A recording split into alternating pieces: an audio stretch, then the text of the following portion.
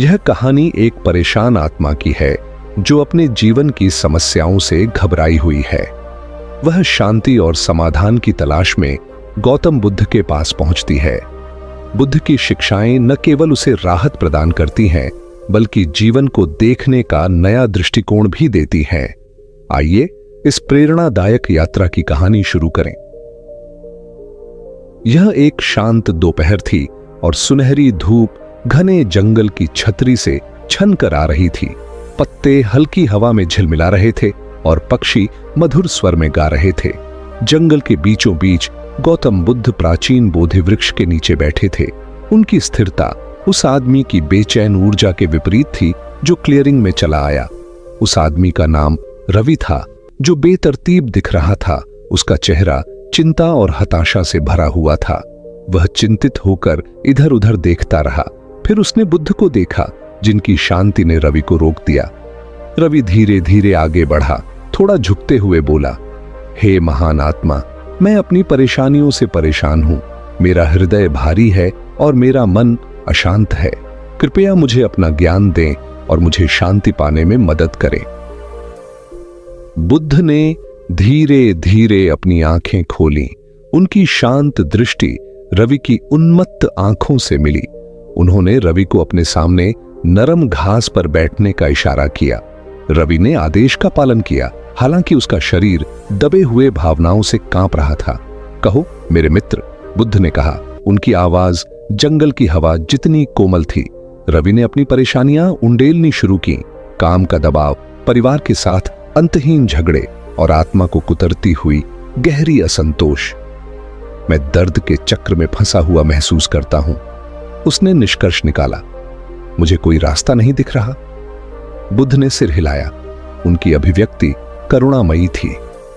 तुम अपने अंदर बहुत कुछ लिए हुए हो, लेकिन चलो उस बोझ को समझते हैं। बुद्ध ने शुरुआत की, रवि, मैं तुम्हें एक कहानी सुनाता हूं। कल्पना करो, एक आदमी को विष से भरा तीर लग जाता है। तीर को हटाने और ठीक करने के बजाय वह पूछने लगता है कि तीर किसने चलाया, क्यों चलाया और तीर किससे बना है। जब तक इन सवालों के जवाब मिलते हैं, विष अपना काम कर चुका होता है। रवि उलझन में दिखा। इसका मेरे लिए क्या मतलब है, उसने पूछा। बुद्ध मुस्कुराए। तुम वही आदमी हो रवि। तुम इतने गहरे तक इस पर ध्यान लगाते हो कि तुम क्यों दुखी हो और तुम्हें किसने चोट पहुंचाई कि तुम अपने दुख को संबोधित करना भूल जाते हो। घावों के पीछे के कारणों पर नहीं, बल्कि उन्हें ठीक करने पर ध्यान केंद्रित करो। बुद्ध थोड़ा आगे झुके और एक चिकने साफ कटोरे में पानी भरा हुआ उठाया। रवि, इस कटोरे को देखो, उन्होंने कहा। जब पानी शांत होता है तो यह सब कुछ स्पष्ट रूप से दर्शाता है, लेकिन जब इसे हिलाया जाता है तो यह प्रतिबिंबों को विकृत करता है। उन्होंने धीरे धीरे पानी को हिलाया, जिससे तरंगें प्रतिबिंब को विकृत कर रही थीं। तुम्हारा मन जब अशांत होता है तो इस पानी की तरह होता है। स्पष्टता केवल तब आती है जब यह स्थिर होता है। ध्यान इन तरंगों को शांत करने की कुंजी है। रवि कटोरे को घूरता रहा। उसका चेहरा नरम होता गया, क्योंकि रूपक ने उसे समझने की शुरुआत की। रवि, बुद्ध ने जारी रखा, एक तूफान को विचार करो। यह प्रचंड रूप से आता है, लेकिन अंततः गुजर जाता है, आकाश को बिना छुए छोड़ देता है। तुम्हारी समस्याएं भी तूफानों की तरह हैं, अस्थायी। आकाश विशाल और अपरिवर्तनीय तुम्हारा सच्चा स्व है। तूफान को आकाश समझने की भूल मत करो। रवि ने अपनी आंखें बंद कर लीं, विशाल आकाश की कल्पना की।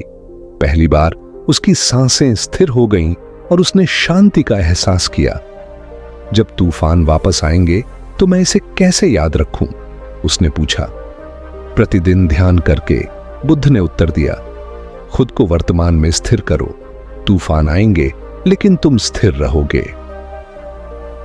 बुद्ध ने रवि को एक सरल ध्यान सिखाया।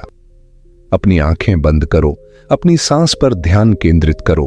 प्रत्येक सांस को तुम्हें वर्तमान में स्थिर करने दो। रवि ने निर्देशों का पालन किया। उसका मन शुरू में विरोध करता था, लेकिन अंततः आत्मसमर्पण कर देता था। उसने अपने शरीर में तनाव को पिघलते हुए महसूस किया, जैसे उसने पूरी तरह से वर्तमान क्षण को अपनाया। शांति भीतर से आती है, बुद्ध ने कोमलता से कहा। यह हमेशा वहां है, तुम्हारे ध्यान देने का इंतजार कर रही है।